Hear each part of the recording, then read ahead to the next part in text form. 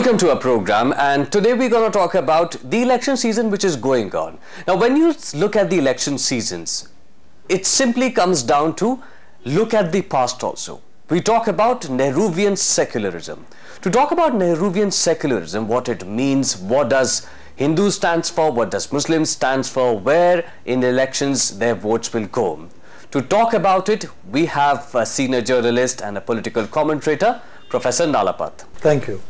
Where does the root of the problem is between Hindus and... The problem is on the surface, and this is a problem that frankly dates back to the 1920s. It dates back to a very wrong decision by Mahatma Gandhi, and that decision was to do the same thing in 1920 as the West is doing even in 2014, which is believe that the extremist fringe represents the Muslim community. In the case of Mahatma Gandhi, if you remember the Khilafat agitation, he took part in an agitation that had no relevance to India at all, and which was a very theological dispute of very limited application even in Turkey, where frankly the Khilafat was abolished and nobody in Turkey seemed to bother. So from the 1920s onward, quite frankly, in effect, the Congress party has followed the two-nation theory by separating Muslims from Hindus and by treating them differently from the way they treated the Hindu population. In this entire situation, sir, I want to ask you when, if you look at it in simply, the term has actually been coined by the Quaid-e-Azam, and a lot of people would know that it's Muhammad Ali Jinnah, and that is where when he actually went with the Muslim League. Do you feel that's the reason? Do you think he's alone responsible for this? And because I remember this term which you've written, it's called Nehruvian secularism. How would you see that? Well, Nehruvian secularism basically is communalism by another name, because according to Nehruvian secularism, the most communal utterances and activities can be pardoned if they belong to what, according to Nehruvian secularists, is called the minority community or the minority communities. And on the other hand, the majority community by definition cannot do anything right, cannot do anything secular, and the slightest form of celebration of their faith or their heritage invites the charge of communalism. So, according to Nehruvian secularism, whatever the Hindu majority does is communal, and whatever elements in the Muslim minority do, it is secular. Even the most fanatic Muslim, recently you saw Don Mukhtar Ansari in Varanasi, and he stepped back from the election campaign in order to defeat Mr. Narendra Modi, and this was hailed by the media, it was hailed by commentators as a very secular action. Now, what is secular about Mukhtar Ansari? The man has appealed not to a single religion. He has appealed not even to the Sunni community. He has appealed to the Wahhabis within the Sunni community, and he confines his appeal to them, and yet he is considered to be secular. Now, this is the absurd definition of secular, where a Mukhtar Ansari and various other communal forces, for example, the Muslim League in Kerala, the Majlis Ittihadul Muslimin in Hyderabad, these are all so considered to be secular forces, welcomed by the Congress party, welcomed by the Samajwadi party, and welcomed by other so-called secular parties. So, what exactly do you call secular then? I mean, which party is secular? India, do you feel that India is secular? The people of India are secular, and by secular I mean that the people of every religion are treated equally by the government. No, just because you practice a different faith, you should not have a separate sense of rules in government, and the government should not look at you indifferently just because you belong to a particular faith. I'd like to tell you quite frankly that it's absurd to talk of faith in India when there is so much of heterogeneity between so-called faiths. I mean, how do you define a Hindu or a Muslim? There is so amazing heterogeneity between both these huge categories that it's quite impossible to define a single unitary kind of a block, which is where the so-called Nehruvian secularists say majority community, minority community. The difference, of course, is that post 1947, the minority community now is regarded as anybody who is not a Hindu. So the Nehruvian secularists have divided Indian society into Hindus and non-Hindus, and lumped all the non-Hindus together under the tag of minority communities. Such a huge differentiation is there between these two classifications that it is absurd in practice and even absurd in theory. But do you feel that in this entire situation you pinpoint the blame at Jawaharlal Nehru? Is that what you're indicating? I am pinpointing the blame, quite frankly, at those individuals who continue to follow the British policy of divide and rule. Now you're talking about Muhammad Ali Jinnah being responsible for this or that. Muhammad Ali Jinnah, quite frankly, as is very clear from the correspondence, and I'm quite surprised that the government of India has not made a greater effort to bring out this fact before the Indian public. The government of India has not made an effort to bring out the archives that are there in Britain, and which I'm sure the British will be happy to give to us if we were asked.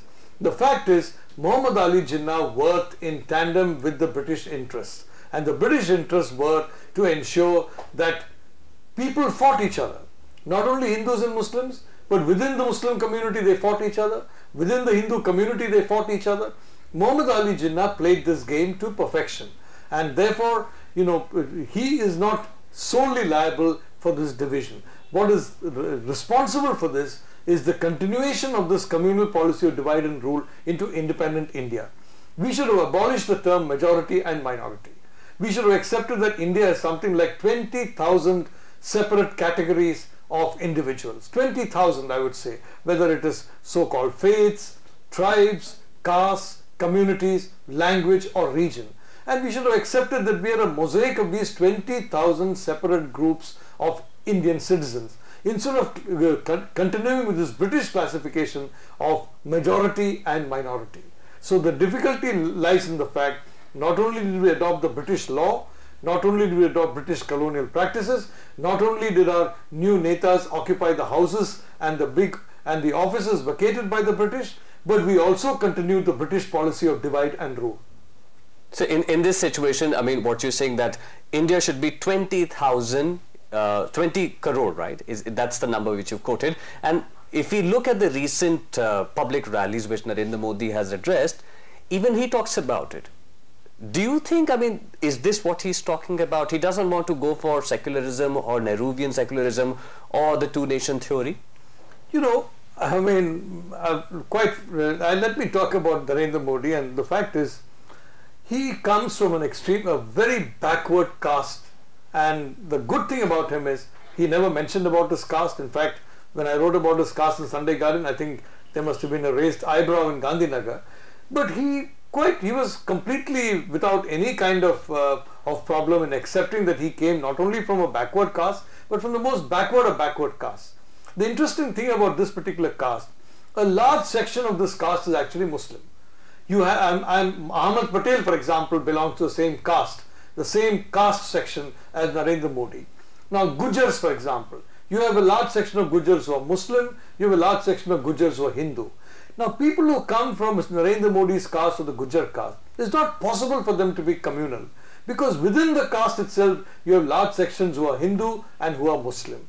So, in my view, it would be impossible for a man like Narendra Modi, coming from the community background he comes from, to be communal in the sense of seeing a difference between Hindus and Muslims. So, and if you say that Ahmed Patel, and let me tell my viewers and listeners that Ahmed Patel is the political secretary of Sonia Gandhi. So, if that is the mindset he has, that nobody can be communal, then are you trying to say that the Congress is not communal?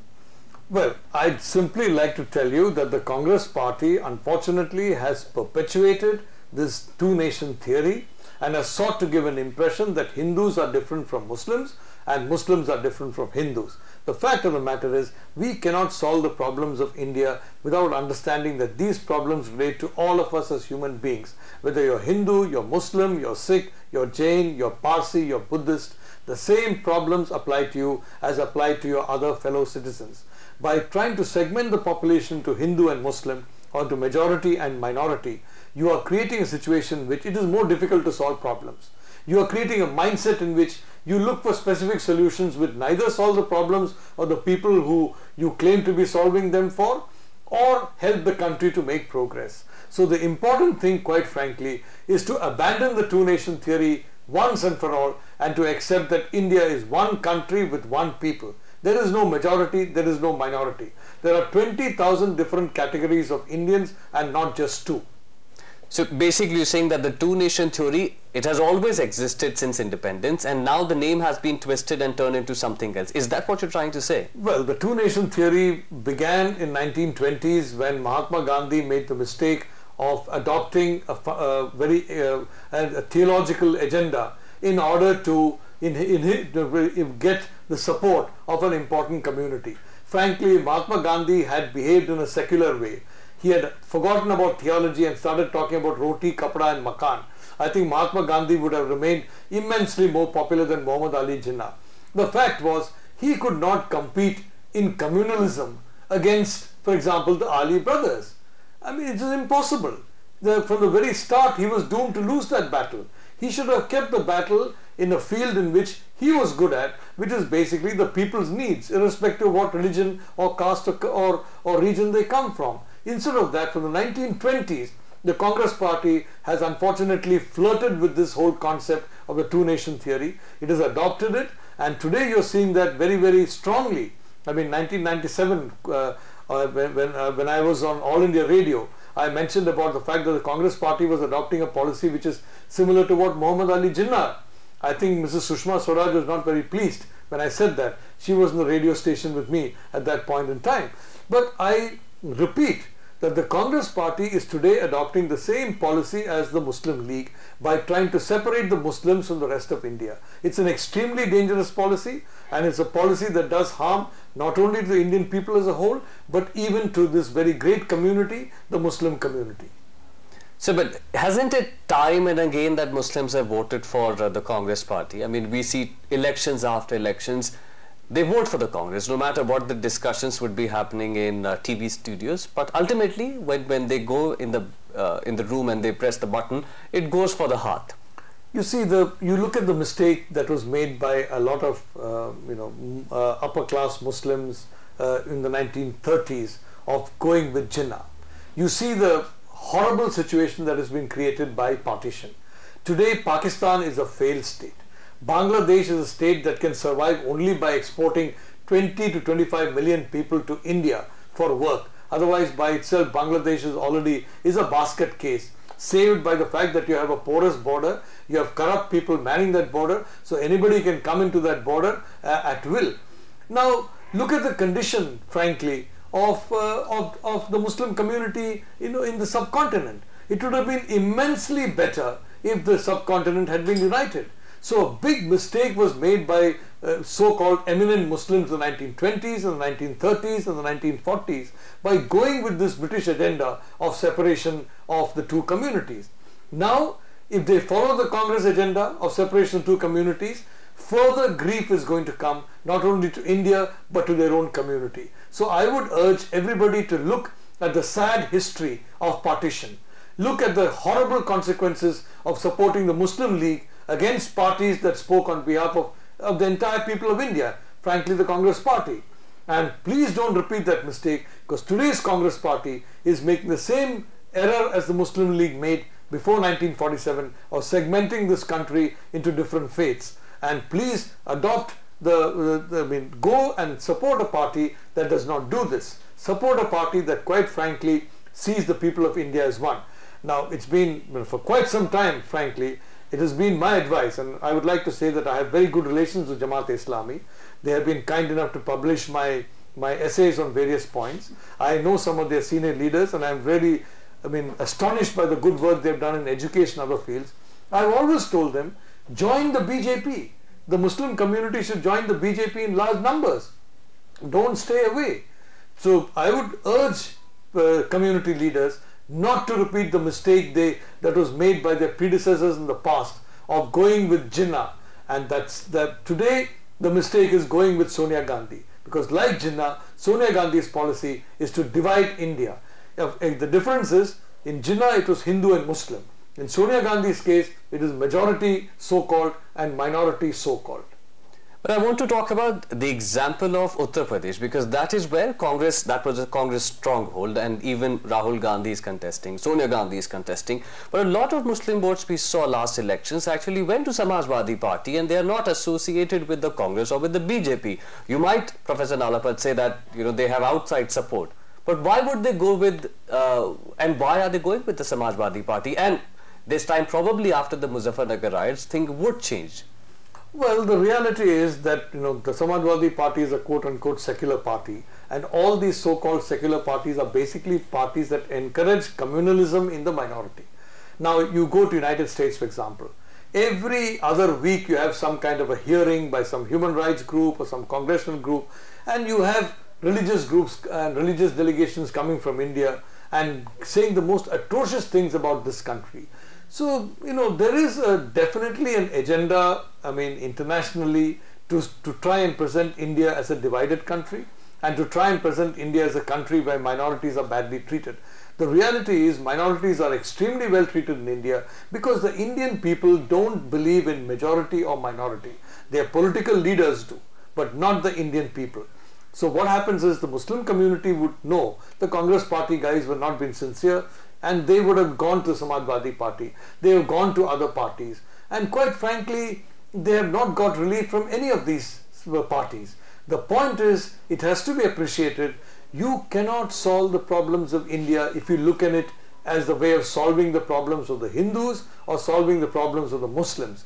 We have to think not as Hindus or as Muslims, but as Indians. Until we do that, the correct solutions are not going to come to hand, and we're not going to be able to implement them. So, do you feel that in this entire situation, and our country has been divided on religious line, time and again, you have a discussion, be it at your place, your workplace, ultimately will come down, okay, let's vote on the lines of religion. Do you feel that in this election, this will change? Unfortunately, it is a sad reality that there has been such a huge fear factor created against Mr. Narendra Modi that a lot of the votes are going out of sheer fear. So I don't see this election marking a change, but in my view, 6 months after Mr. Modi comes to power, assuming he comes to power, situation will change, because it is my view that Mr. Modi will run a government that is completely secular, that is fair to Indians of all faiths. And when people see that this kind of a government can exist, that a government that does away with the two-nation theory, that is the time in which genuine secularism will start strengthening itself in India. So no, not this election, which is still marred by a lot of fear, by a lot of misinterpretation, and by a very strong overlay of so-called Nehruvian secularism which divides the country. But 6 months after the election, should Mr. Modi come to power, I see a very different situation. Professor Nalapat, two things I want to ask you. One is, what is the meaning of secularism? Because we've been talking about it. What do you think the meaning of secularism is? And on the other hand, if not the Congress party, then which party is secular? Well, secularism basically means treating the people of India the same whether you belong to X religion or Y religion. There are no special advantages or disadvantages to you regarding the faith that you adopt. And I'm not going to talk in terms of political parties because I don't want to be in a partisan situation here. But genuine secularism means that everybody is treated equally irrespective of religion. In India, we do not have genuine secularism. We have British oriented secularism, colonial style secularism, or what I call Nehruvian secularism. According to this, the minority and the majority are kept apart. The minority is told to fear the majority, and the majority resents the minority because special attention is given to the minority. I was astounded when Prime Minister Manmohan Singh said the first claim of resources in the country should be with the minority community. I am astounded every week when Sonia Gandhi concentrates only on the minority community. Was she elected only on a minority vote? Does the Prime Minister believe he represents only a minority community, whatever that ridiculous term, that minority community, because in my view there is no such thing as minority or majority. This is the kind of wrong view that is kept forward and which has kept this country backward. I hope this will change, but and I hope there are people in every party who will slowly come around to understanding that they have to be genuinely secular if India is to reach the 15% growth in a generation that this country needs to abolish poverty. I think in every party you'll have genuinely secular people. In every party you'll have communal people. And what's important is to have a leadership that creates a secular framework, that avoids a two-nation theory and a communal framework. And this kind of a leadership, like a magnet, it can attract secular people to it, and then we can have a strong secular foundation for governance in this country.